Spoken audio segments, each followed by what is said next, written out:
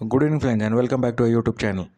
तो जैसे कि आप लोग जानते ही हैं कि आईसीसी चैंपियंस ट्रॉफी का कारवा भी अपने आखिरी पड़ाव पर पहुंच चुका है, जहां आज दूसरा सेमीफाइनल हो रहा था, जिसमें दक्षिण अफ्रीका और न्यूजीलैंड के बीच जो मुकाबला लाहौर में खेला जा रहा था, उसमें न्यूजीलैंड ने दक्षिण अफ्रीका को 50 रनों से मात दे दी है।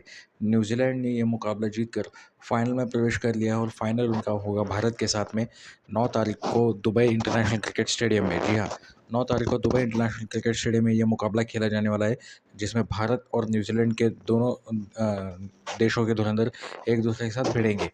तो न्यूजीलैंड ने यह मैच बहुत ही कॉम्प्रहेंसिवली और बहुत ही ज़बरदस्त तरीके से जीत लिया। हालांकि दिल तो चाह रहा था कि ये मैच दक्षिण अफ्रीका जीत जाए, लेकिन दिमाग यही कह रहा था कि ये मैच न्यूजीलैंड जीतेगी, क्योंकि दक्षिण अफ्रीका की गेंदबाजी बहुत ही कमज़ोर है।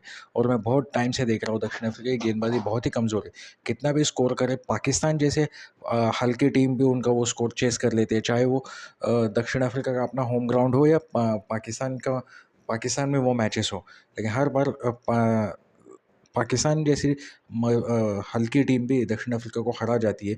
तो यही लग रहा था कि आज का मैच भी न्यूजीलैंड जीत जाएगी, और वही हुआ, न्यूजीलैंड ही जीत गई। तो न्यूजीलैंड ने बहुत ही ज़बरदस्त बैटिंग करते हुए 362 रन बना दिए थे, 6 विकेटें खोकर, जिसमें न्यूजीलैंड की तरफ से सचिन रविंद्र बहुत ही ज़बरदस्त खिलाड़ी है, 108 रन बनाए 101 गेंदों में, 13 चौके और एक छक्का उन्होंने लगाया। केन विलियमसन उनके कप्तान 102 रन बनाए 94 गेंदों में, जिसमें 10 चौके और 2 छक्के उन्होंने लगाए। डैरिल मिचेल ने 49 बनाए 37 गेंदों में, 4 चौके एक छक्का लगाए। विल यंग 21 रन 23 गेंदों में, 3 चौके उन्होंने लगाए। उसके बाद टॉम लेदम 4 रन बनाकर आउट हो गए 5 गेंदों में। उसके बाद ग्लेन फिलिप्स 49 रन 27 गेंदों में, 6 चौके एक छक्का उन्होंने लगाए। उसके बाद माइकल ब्रेसवेल 16 रन 12 गेंदों में, 2 चौके उन्होंने लगाए। और मिचेल सैंटनर उनके कप्तान नॉट आउट रहे 2 रन पर 1 गेंद में। इस तरीके से न्यूजीलैंड ने अपने निर्धारित 50 ओवरों में 6 विकेटें खोकर 362 रन बना लिए थे। जब जबकि बहुत ही ज़बरदस्त बैटिंग न्यूजीलैंड की तरफ से हुई है। न्यूजीलैंड की तरफ से अगर बैटिंग के पार्टनरशिप्स के बारे में अगर हम बात करें, तो सेकंड विकेट के लिए जो पार्टनरशिप हुई थी सचिन रविंद्र और केन विलियमसन के बीच में, वो हुई थी कुल मिलाकर 162 रनों की पार्टनरशिप हुई, सॉरी 164 रनों की पार्टनरशिप हुई थी। और वो ही एक नींव थी, एक बड़े स्कोर की नींव उस पार्टनरशिप ने रखी थी। उसके बाद भी छोटे छोटे पार्टनरशिप्स हुई, जिसकी वजह से स्कोर इतना आगे बढ़ गया था। अब आइए देखते दक्षिण अफ्रीका की गेंदबाजी। जैसे कि मैंने कहा था कि दक्षिण अफ्रीका की गेंदबाजी आज के दौर में, जी हाँ, आज के मॉडर्न इंटरनेशनल क्रिकेट के दौर में दक्षिण अफ्रीका की गेंदबाजी बहुत ही ख़राब हो चुकी है, बहुत ही बेकार हो चुकी है। एक टाइम पे दक्षिण अफ्रीका की गेंदबाजी दुनिया में खौफ पैदा कर देती थी, जब उनके शॉन पॉलक थे, एलन डोनाल्ड थे, डेल स्टेन थे, एलन डॉसन थे, इनके जैसे क्रेग मैथ्यूज़ थे। इनके जैसे गेंदबाजों ने दुनिया में खौफ पैदा कर रखा था। लेकिन आज कल के दक्षिण अफ्रीका के गेंदबाज पूरी दुनिया में सबसे कमज़ोर गेंदबाजी हो गई है उनकी। अब देखिए मार्को यानसन, 10 ओवर में 79 रन देकर कोई विकेट नहीं लिया। लुंगी एनगिडी 10 ओवर में 72 रन देकर 3 विकेट लिए। Kagiso Rabada 10 over 1 maiden 70 run और 3 विकेटें ली उन्होंने। वायन मोल्डर 6 ओवर में 48 रन देकर 1 विकेट ली। केशव महाराज 10 ओवर में 65 रन कोई विकेट नहीं। और एडन मार्करम 4 ओवर में 23 रन कोई विकेट नहीं। और इस तरीके से दक्षिण अफ्रीका की गेंदबाजी बहुत ही ख़राब रही है। और ये सिर्फ आज के ही मैच के नहीं, पिछले कई मैचेस से दक्षिण अफ्रीका की गेंदबाजी बहुत ही ख़राब चल रही है, जिसका खामियाजा उन्हें यह भुगतना पड़ रहा है कि वो मैचेस हारते ही जा रहे। पाकिस्तान में ट्राई नेशन टूर्नामेंट होता है, उसमें भी वो फाइनल में भी नहीं पहुंच सके और फाइनल से पहले टूर्नामेंट से आउट हो गए थे। और यहाँ पर भी किसी तरह से एक मैच जो उन्होंने जीता था दक्षिण अफ्रीका के खिलाफ, सॉरी अफगानिस्तान के खिलाफ, वो मैच का जो नेट रन रेट था, उसकी वजह से ही वो पहुंच गए। जो आखिरी मुकाबला जो था इंग्लैंड के खिलाफ, इंग्लैंड की टीम तो कुछ भी नहीं खेली इस टूर्नामेंट में। तो इंग्लैंड को भी, मतलब उनके इंग्लैंड के साथ भी उनकी गेंदबाजी अच्छी चली। जो टक्कर का मुकाबला था उनका ऑस्ट्रेलिया के साथ में, वो मैच हो ही नहीं पाया, बारिश की वजह से धुल गया था। तो ये मुकाबला जो है दक्षिण अफ्रीका और ऑस्ट्रेलिया के बीच जो होता था, तब पता चल जाता था दक्षिण अफ्रीका की बॉलिंग की स्ट्रेंथ। वैसे आज भी पता चली गई उनकी बॉलिंग की स्ट्रेंथ, जैसे कि पहले से मुझे पता था कि बॉलिंग उनकी कुछ खास है ही नहीं। तो इस वजह से दक्षिण अफ्रीका ये मुकाबला हार गई है। अब आइए देखते हैं दक्षिण अफ्रीका की बैटिंग। दक्षिण अफ्रीका की बैटिंग की अगर हम बात करें, तो दक्षिण अफ्रीका ने अपने निर्धारित 50 ओवरों में 312 रन बनाए 9 विकेटें खोकर, जिसमें दक्षिण अफ्रीका की तरफ से सबसे हाईएस्ट स्कोर बनाए हैं उनके डेविड मिलर ने। इस बंदे ने बहुत ही ज़बरदस्त बैटिंग की, 67 गेंदों में 100 रन बनाए, जिसमें 10 चौके 4 छक्के शामिल थे। इस बंदे के लिए दिल से बुरा लगता है क्योंकि इसने बहुत मेहनत की थी, लेकिन उसकी मेहनत रंग नहीं लाई क्योंकि बाकी खिलाड़ियों ने उसका साथ नहीं दिया। रायन रिकल्टन 17 रन 12 गेंदों में, टेम्बा बाउमा उनके कप्तान 56 रन 71 गेंदों में, जिसमें 4 चौके और 1 छक्का शामिल था। उसके बाद रासी वैंडर हुसैन 69 रन 66 गेंदों में, 4 चौके और 2 छक्के शामिल थे उनके। हेनरिक क्लासन 31 रन 29 गेंदों में 3 चौके उन्होंने लगाए। Aiden Markram Aiden Markram 31 run 29 गेंदों में 3 चौके उन्होंने लगाए। हेनरिक क्लासन उनके विकेट कीपर 3 रन 7 गेंदों में। डेविड मिलर 100 रन 67 गेंदों में 10 रन चौके और 4 छक्के लगाए उन्होंने। उसके बाद वायन मोल्डर 8 रन 13 गेंदों में 1 चौका उन्होंने भी लगाया। मार्को जॉनसन 3 रन 7 गेंदों में। केशव महाराज 1 रन 4 बॉल में। कागिसो रबाडा 16 रन 22 गेंदों में 2 चौके उन्होंने लगाए। और लुंगी एनगिडी 1 रन 2 गेंद में। तो इस तरीके से न्यूजीलैंड ने ये जो मुकाबला था दक्षिण अफ्रीका के साथ में ये जीत कर फाइनल में प्रवेश कर लिया। द ग्रैंड फाइनल जो कि 9 मार्च को खेला जाएगा Dubai international cricket stadium Dubai में। आइए अब बात कर लेते हैं दक्षिण अफ्रीका न्यूजीलैंड की गेंदबाजी के बारे में। तो न्यूजीलैंड की तरफ से मैट हेनरी 7 और 43 रन 2 विकेटें। काइल जेमिसन 7 और 1 मेडन 57 रन कोई विकेट नहीं। विलियम रोल के 8 और 69 रन कोई विकेट नहीं। माइकल ब्रेसवेल 10 ओवर में 53 run 1 wicket. Mitchell Santner 10 over 43 run 3 विकेटें। Sachin Ravindra 5 over 20 run 1 wicket. और ग्लेन फिलिप्स 3 ओवर 27 रन और 2 विकेटें उन्होंने ली है। दक्षिण अफ्रीका की तरफ से आखिरी जो विकेट के लिए जो पार्टनरशिप हुई थी लुंगी एनगिडी और डेविड मिलर, हालांकि ये पार्टनरशिप तो हुई थी लेकिन इस पार्टनरशिप में सबसे ज़्यादा बैटिंग डेविड मिलर ने ही की थी क्योंकि लुंगी एनगिडी तो सिर्फ 1 रन पर नॉट आउट रहे।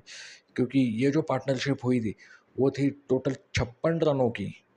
तो 56 रनों की में पार्टनरशिप में लुंगी एनगिडी का सिर्फ 1 ही रन। तो आप सोचिए डेविड मिलर ने किस लेवल की बैटिंग की होगी। बहुत ही ज़बरदस्त बैटिंग की डेविड मिलर ने, लेकिन बैड लक की अपनी टीम को फाइनल तक नहीं ले जा पाए। तो ये तो था दक्षिण अफ्रीका का सफ़र, यहीं पर ख़त्म हुआ और आज रात को ही दक्षिण अफ्रीका निकल कर केप टाउन वापस चली जाएगी और वही न्यूजीलैंड की टीम यहाँ से सीधा अभी दुबई के लिए फ़्लाई करेगी फ़ाइनल के लिए। तो फाइनल बहुत ही ज़बरदस्त होने वाला है जो कि भारत ने जीत लिया था। अब आइए बात कर लेते हैं उस कंट्रोवर्सी पे जिस पर सब लोग बात कर रहे हैं। तो इंग्लैंड के जो पूर्व कप्तान है माइकल अथर्टन और ऑस्ट्रेलिया के पैट कमिंस, इन दोनों ने जो बात उठाई है तो उसके लिए एक बात ज़रूर कहना चाहूँगा। तो Michael Atherton and Pat Cummins, you are both are the shame and disguise for the international cricket because you are giving you are saying that the India is having a advantage for playing on in the same venue, but you people were the greatest cricketer of all time, but you have shown that you are the shame of international cricket because Indian team is not going to Pakistan due to the security concerns, and anybody in the world haven't stopped you from taking the hybrid model, but India have took the hybrid model due to the security concerns in Pakistan. And as per the Pakistani media, you are dying to play in Pakistan, so why you are raising your questions now on India? You should be ashamed of yourself that you are jealous that India is climbing high and high in the international cricket and your team is going down and down day by day. Indian cricket team has played a really good cricket in this tournament, so that's why they are in the final. And your team England, they haven't won a single match. They haven't won a single match in this tournament, so that's why they are out of the tournament. Afghanistan team, which has came to here and playing only from last 10 to 15 years, they are playing in the international cricket, and that team has beaten you twice in the ICC events. First in the ICC Cricket World Cup 2023 in Delhi, and second in Lahore ICC Champions Trophy 2025. So you should be ashamed of yourself for raising questions on India. So now just sit at home and be ready to watch the final between India and New Zealand. It's a very big game and you are invited to watch this game. So please sit back at home in front of the TV set and see this game, that how these both teams play.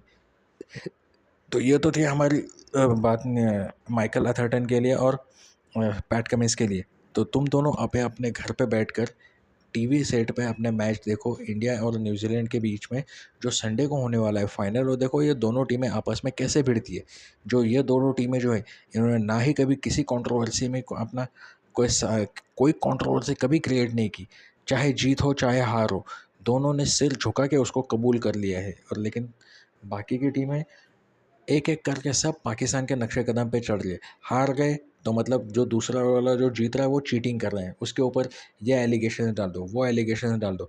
जैसे कि पाकिस्तान को तो आप लोगों का पता ही है, हर event में इंडिया के ऊपर एलिगेशन डालता है। जैसे कि 2023 के वर्ल्ड कप में इंडिया पिचेस बदलता है, इंडिया को आईसीसी अनफेयर एडवांटेज देता है, इंडिया को आईसीसी ने बॉल में चिप डाल के दी थी, इस तरीके के एलिगेशंस। 2024 का जो वर्ल्ड कप हुआ उसमें भी इंडिया बॉल टैंपरिंग हो रही है, फिर आईसीसी ने इंडिया के सारे मैचेस जो है वो दिन में कराए, नाइट में क्यों नहीं कराए, सारे जो मैचेस का टाइमिंग जो है उस दिन का ही क्यों रखा, ये इस तरीके के एलिगेशंस। इसके बाद इस चैम्पियंस ट्रॉफी में तो हद ही कर दी उन्होंने। 22 पंडित दुबई में लेके गए थे पाकिस्तान को हराने के लिए। पाकिस्तान जैसे टीम को हराने के लिए 22 पंडित की क्या ज़रूरत है। पाकिस्तान जैसी टीम जो है ना, वो तो यूएसए जैसी टीम से भी हार जाती है, और उनको हराने के लिए 22 पंडित हम लेके जाएंगे। सबसे बड़ी और मतलब क्या कहे, ये लोग क्रिकेट देखते भी है या सिर्फ कंट्रोवर्सी क्रिएट करने के लिए ही पैदा हुए ये लोग, पता नहीं। और उसके बाद इंडिया को इसमें भी अनफेयर एडवांटेज मिल रहा है, अनफेयर एडवांटेज उनको मिल रहा है, क्योंकि इंडिया के सारे मैचेस एक ही वेन्यू पे, तो भाई तुम लोगों ने ही सिलेक्ट करके दिया है वो वेन्यू इंडिया को।